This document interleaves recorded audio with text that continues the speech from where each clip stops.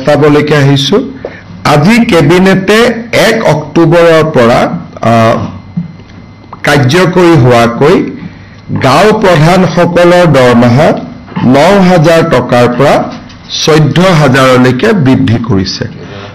14000 so from 9000 to 14000 এটো আমাৰ গাঁও প্ৰধান বা গাঁও বুঢ়া তেওঁলোকৰ দৰমহা 9000 পৰা 14000 হ'ব আৰু যিসকল গাঁও বুঢ়া ফৰেষ্ট ভিলেজত আছে তেওঁলোকেও এই বৰ্ধিত দৰমহাটোৰ সুযোগ লাভ কৰিব আজি আমাৰ কেবিনেটে অংগনবাদী কৰ্মীসকলৰ দৰমহা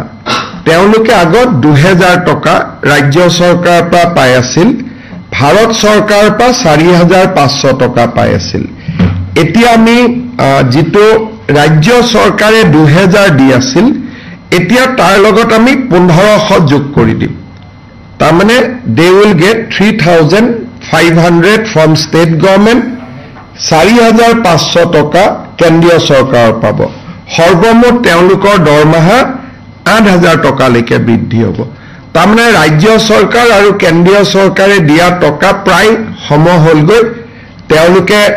4000 দিয়ে কেন্দ্ৰীয় চৰকাৰে আমি 3500 দিম কেন্দ্ৰীয় চৰকাৰে 4500 দিয়ে আমি 3500 দিম